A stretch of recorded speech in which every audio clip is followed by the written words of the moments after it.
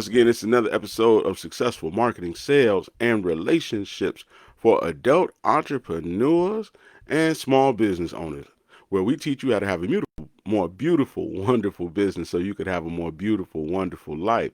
I am your host, best-selling author Sadon Long. It is Friday. We are approximately, I guess, counting today, 3 days away from Christmas. So, hey man, it's important to lock in. This is the biggest weekend of the year for you. So, I wish you well.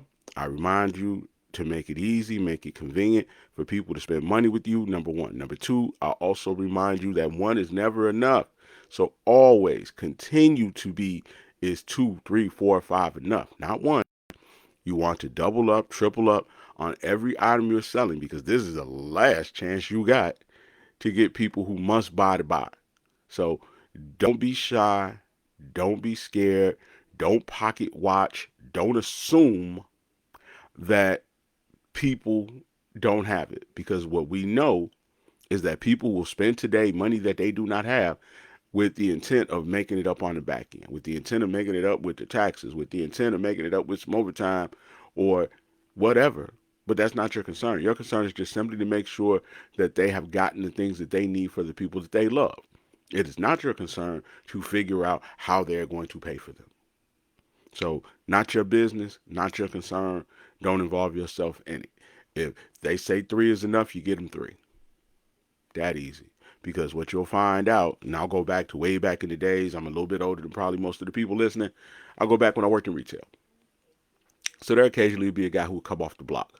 Now, what I mean come off the block, I mean a guy who's been a street pharmacist, and he's been at work probably from the first through maybe the third, up 20 hours, 22 hours serving.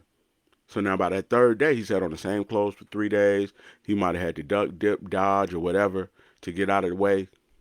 And he probably doesn't look like you think he's going to look to have the amount of money he has. So he comes in, dirty jacket, dirty shoes, and says, okay, I need to fit head to toe. So now two or three people let this guy walk by. But the one guy that speaks to him is the guy that's going to get the money. The one guy that continues to show him stuff is the one guy who's going to get a big sale. So this particular day, it happened to be me. So a guy like, I need a fit. Okay. So at that time, we had track suits, we had jeans, we had all of the above. So what do? Lay out a pair of jeans, lay out a hoodie that goes with it, then go grab a hat that goes with it, then go get a t-shirt to wear under because you might get hot, you want to wear the t-shirt, and take off the hoodie. Then we go get shoes, we go get socks. Okay, cool, we got all that. Hey man, you're probably gonna need a jacket because the one you got on looks like it's ripped. Oh, good point. So we got hoodie, jacket, t-shirt, jeans, socks, plus a shoe, plus some shoe cleaner, plus some insoles from a guy who looked like a bum. Now, the guys who were standing on the floor with me are looking at me like, I can't believe he just got like a $1,700 sale. Yeah, because I kept asking, is there anything else? Are you sure? You need to get anything for somebody at the house? You know, you got kids. Oh man, cool. Same thing used to happen with one of my friends. Her baby daddy used to come in. He would be in buying for his guys, and I would always call her on the phone. Hey, your baby daddy in here. And immediately I would be like, hey, she said, little man need a da da da da da. He's spending. I'm not going to stop him from spending. I'm going to help him keep spending. Ah, cool, no problem. Go and get my man's a da da da da da. So now, hey, he got on two pair of these, a pair of these, and a couple bags of socks. Just come by here. You want me to drop it off? See, you have to keep selling. And I know you're going to say, well, people don't spend money like that. The game has changed. You're right, it has, and people don't. However, you can have your own version of that. You can have your own version of that. It might not be $1,700, $2,500 sale. It might be, might not be popping tags and big old bags, but it can be your own version of that. And if you continually to stack and build a sale, what happens is that over time you start making an extra 100 per customer. So at the end of the day, you made an extra $1,000. Or at the end of the day, you made an extra $100. Or at the end of the day, you made whatever, but it's extra, meaning that it is more than you would have made if you did not ask. So therefore, asking is important. Keep asking, keep pushing, keep offering. You know, whether it's online or in person. When you look at these online sites that are already set up, before you check out, hey, people also like the following. All right, you sure? Here's a couple more things. Same principle, except it's digitized. Now, for you at home, maybe you don't have the type of money to get your website set up like that. So now you're going to have to do it the old fashioned way. You're going to actually have to touch customers nose to nose, face to face, foot to foot, and ask them. You're going to have to do webinars, and then at the end of the webinar, offer additional items. You're going to have to do consulting calls, and then at the end of the consulting call, offer more items. So again, you're going to have to figure it out one way or another, or you're going to let what people said about you be true, which is that you couldn't run a business, which is that you weren't very good at this and you should have kept your day job. Because if you don't figure out a way to get more, then you're not going to be able to hire better people. You're not going to be able to fire bad people. You're not going to be able to actually have a business that you don't work in. So you have to get more sales. You have to improve your margins. You have to do more in order to get what you want. Now, some people are going to say, well, you shouldn't tell people what they should do. And my thing is that you shouldn't lie to people either. Now, you might not like what I said, and we might fall out about it, and you might not do business with me. But one thing you'll never say is, I lied to you, Jack. So, again, we want to operate it with integrity with each other and with our customers. I'm not sitting here trying to convince you to do something that is not in your best interest. I'm not trying to convince you to be a scammer. I am simply saying, ask the people. And if you ask them and they say yes, great. If you ask them and they say no, you just simply say, are you sure? That's it. If you ask enough questions, you get enough information, then you'll know what to ask. And that's the bottom line. Or, again, you can make these people who have been betting against you, not believing in you, right. The people who you say have been hating on you, the people who have been dealing with you unfairly, you can make them right. You choose. But know this, there are people counting on you. There are people who need you to be on your A game. There are people who you employ. There are people who you take care of. There are people you cover that need you to have some courage right now, that need you to get outside of your comfort zone, that need you to ask. And if you're the person you say you are, can you really disagree with me? Can you really say asking is too much? Can you really say chasing success is too much? Knowing, oh my God, knowing that it is already predestined for you to win and the only thing that could stop you is you? Knowing it, knowing that it is already written. It wouldn't be on your heart if it wasn't possible. So now you're going to be your own worst enemy? You're going to let your own self-doubt? You're going to let what people who have not invested one dime in you told you stop you? Come on, man. In the words, man, of the great me today, man. Don't let these people play you. In the words of the great me, don't let these people play you, because you are not a game. Now, have a little love for yourself today. Have a little love for yourself. Enough love that you'll do right by yourself, do right by your business, that you'll give good effort because you are worth it. So now we got that off our chest. Go out there today and kill and be on your A game. Now, with that said, let's talk about how easy it really is to add these different streams of income. Now, even though I've been kind of talking about asking, actually, what I've been doing at the same time is showing you one way to add an additional stream of income, which is just simply ask. If you ask more often, you will create more opportunities. Remember when I first started working in retail, and I say it from time to time, and if you really know me, you know, they used to work for Foot Locker. And shout out to Mark Kirby. Remember Mark Kirby? I asked Mark Kirby, I'd say, Mark, I need a raise. And Mark was like, sell more t-shirts per hour and kept walking. Because at that time I worked on commission. Simple as that. He's like, you control your money. I don't control your money. Sell more t-shirts per hour. Best thing he ever told me. Because now I don't work in retail anymore, but I was very successful in retail. And I took what he said to heart, and it carried me to some award-winning performances and made me a record-setting trainer and an award-winning trainer at more than one Fortune at the time 500 company. So shout out to Mark Kirby. Thank you a whole lot. Appreciate you. Hopefully you good wherever you are. Go Red Wings. Now here's some other ways to think about it that are really going to help you.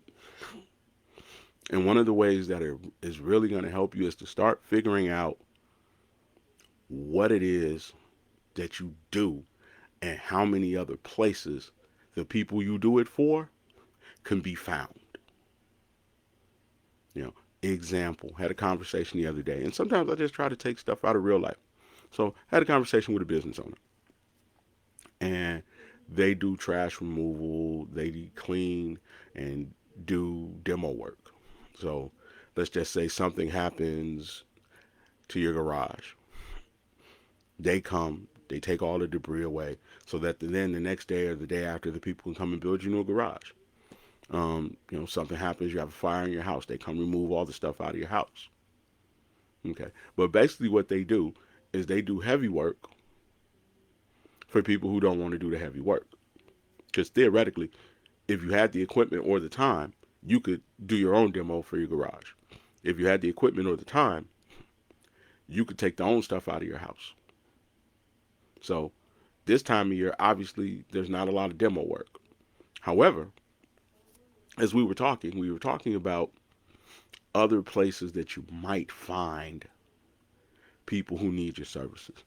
And the idea that, dropped in my spirit was that, man, you need to build relationships with the funeral homes.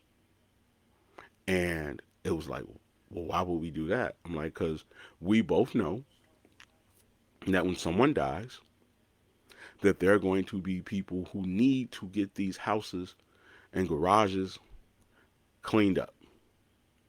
Who need to get stuff boxed up, thrown away, removed, so that either A, they can sell the house, or B, they can rent the house. Okay? And in the emotional state that they're in, they probably don't want to do it. With the busy lives they have, they don't have time to do it. If you live in one city and your mother, auntie, grandmother, uncle, whomever live in another, you're what? You're going to fly in, you're going to make the arrangements. But now who's left to box up that house?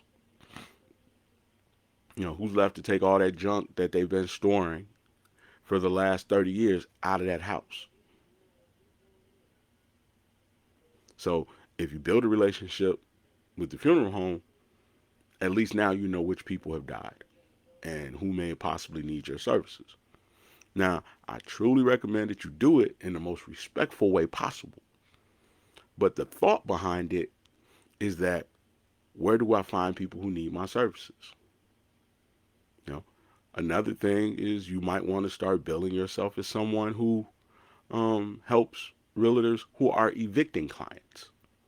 Now, we always talk about people who are prepping the houses for people to move in, but what about the people who are getting kicked out or the people who just ran off?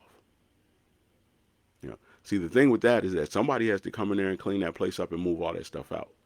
And 9 times out of 10, the landlord, property owner, they don't have that kind of time, nor do they have that desire. So again, let's think about the process here. They don't want this stuff sitting on their property, being an eyesore. The faster they get it removed, the faster they can now flip the property and prepare it for a new tenant. Yeah. So what we're looking at is we're looking at all the struggles that the person has between getting what they want and where they are. Now, when we talked about the people that we would find at the funeral home, man, emotionally they're a wreck. They got to get back to whatever city they live in. They got to get back to their life. But they got to do something with this house. They got to do something with this garage. Hell, you could even sell them some lawn care on top of it, because if the house looks unlived in, then people probably gonna break into it and steal all the piping out of it. Okay. They need the house to be secure. They need the house to be either A, rentable, or in some type of buttoned up state. What's between it? Time, energy, and resources. They probably don't have the type of equipment. They don't know where to get a dumpster on the fly. You know all that stuff. That's how you think about it. You know, same thing. We start talking about people who get evicted. You know that the thing is, you want to get people in that place as fast as possible. So now, if we get all that stuff moved out into the dumpster, to the dump, man, now you can bring in your people to paint. Now you can bring in your people to clean and have it ready to go less than 48 hours, like that other person never lived there, which gives you an opportunity to be making money in 72 hours. So now, what person doesn't want what you're offering, especially when you know they need it, and the need is urgent. The need is very urgent, because now you could be renting a property, or you could have that property sitting there. People could be riding by and seeing that the property is vacant, or they could be riding by seeing a big old mess sitting in front of it. Which would you prefer? You have to start to pay more attention to the needs of your customer if you want to be someone who has multiple streams of income. Because now what you start to realize is, yes, this is my day business, but this could be my night business. This could be my main business, but then this is my secondary business. Shout out to CMT Roofing. Obviously they are in the roofing business. Okay. But they're also in the demo business. They're also in the hauling away materials business. Okay. They have a great CEO. Her name's Corey Elliott, and she talks about pivoting. So you have to pivot when you start to see that there are opportunities that either are drying up, that are no longer as cost effective, and start to shift and open up other doors that give you the opportunity to still build this beautiful, wonderful business. You know, I'll use myself and what we're doing in 2024 as an example. Now, up until now, I've been primarily a boutique company. I work one-on-one with CEOs. I work one-on-one with business owners to build their brands, to create their marketing, to create their copy, their email plans, to basically help grow their business. And I've done a very good job of it. You know, Multiple companies have grown into the 7+ figures. And when I first started working with those companies, that's not the numbers they were doing. They were doing 5s and 4s. Now we're talking about 7s. So with that being said, it's been 1-to-1. But I'm getting a little bit older. That work is intensive. Sometimes it has me on planes. Sometimes it has me having to get up early to take meetings because I am basically working for or working with that particular company. But moving into 2024, we're going to open the market up a little bit. So we're going to do more one to many, one to 20, one to 30, one to 100 work. You know, why? Because that allows me more freedom. Okay. Now, does that mean the work suffers? No, it's just not as much do for you. Now we're adding some do with you work. So I'll give you templates, I'll give you strategies, I'll show you exactly what to do. Hell, I'll even show up and teach a group of people at the same time. Yeah. And what that'll allow me to do is it'll allow me to remove some of the stress of just working with one company at a time, but it'll also allow me to help way more people. Because there are tons of people out here getting scammed. There are tons of people getting taken advantage of. There are tons of people who are in my DMs asking questions, and I want to be able to help as many people as possible. But if somebody has me on retainer, or if somebody is basically paying me to only work with them, then it puts me in a position that I don't have the freedom to work with as many people as I'd like. You know, so now we don't just have done for you; we have done with you. Which gives you another stream. Okay, so if there are things that maybe you are as a caterer have been doing, you know, basically making meal, delivering meal, setting up, and doing all of the above. Now, that same caterer, you could start giving up some of your recipes in cooking classes. I say this all the time. There are tons of people who want to know how to make soul food. There are tons of people who want to know how to make Italian food. So whatever your ethnicity is, there are people who enjoy the foods that you make enough that they'll take a class. And now you can do done with you, which is you teaching them how to do it, and then you could even book some private sessions on the side. So now not only do you cater, maybe 2, 3 times a month you actually run a class. You teach them how to make macaroni from scratch. Or you could do webinars and where people could now watch you like you're Rachel Ray. Because it's your TV show, just like it's Rachel Ray's TV show. It's no different. It's just instead of them going through the network to get to it, they can go through your website to get to it. They can go through Eventbrite to get to it. They can go through any of the platforms that will help you sell tickets and get to it. And it'll be more personalized because, hey, you're making dishes that they want to see made. And you're telling stories about your life to people who are interested in you and not just Rachel Ray. So you can do it. And the cool thing about it, if you're 35 plus, you probably do it better than anybody on the planet because you've been doing it a long time. You know, whatever you've been doing, there are people who want to know how to make blankets.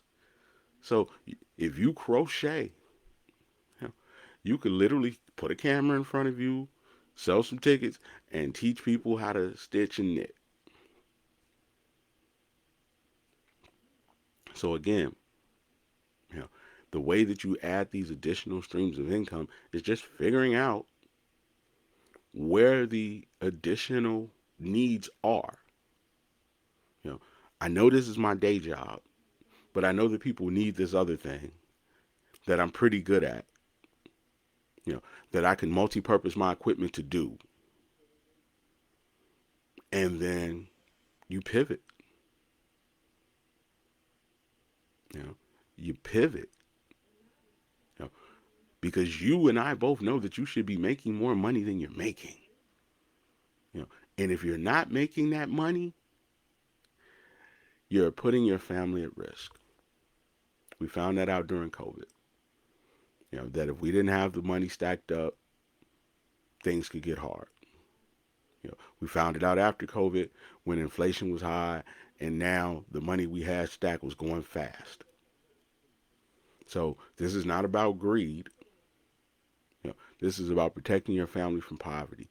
This is about having enough left over to bless somebody else. This is about having enough to when someone is in need that you know you can't tell no, like a parent or a child or a grandchild, that you have the money. So it's not about glorifying you. It is about positioning yourself to be who you are meant to be, which is the head of your household.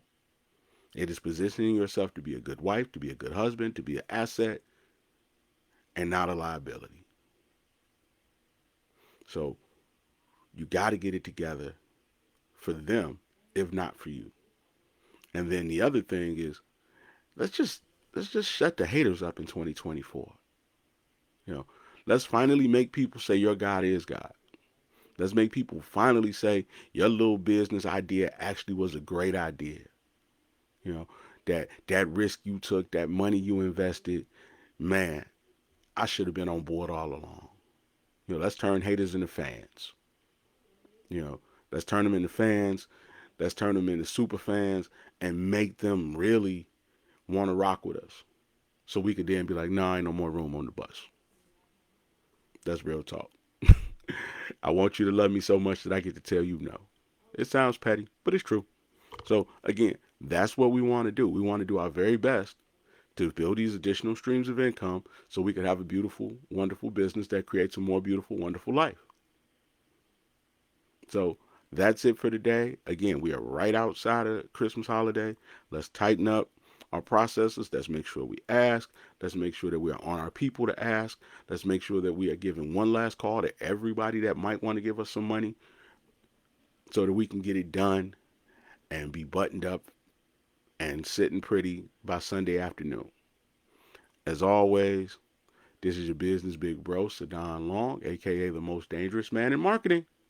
And if you have any questions, please leave them in the DMs. Please leave them in the comments. But what I would prefer that you do is go over to growingrich.com and click the Make Money Fast button. They're going to send me an email, and I'm going to send you one back. And we're going to set up a time, and we're going to talk about everything concerning your business. And anything that you learn during our call that you can then use to make money, which is not uncommon, you get to do, and it is free. So again, this is your business big bro telling you how much he loves you, wishing you a very Merry Christmas and Happy Holidays, whichever ones you celebrate. And as always, it has been an honor. I love you, and I'm out.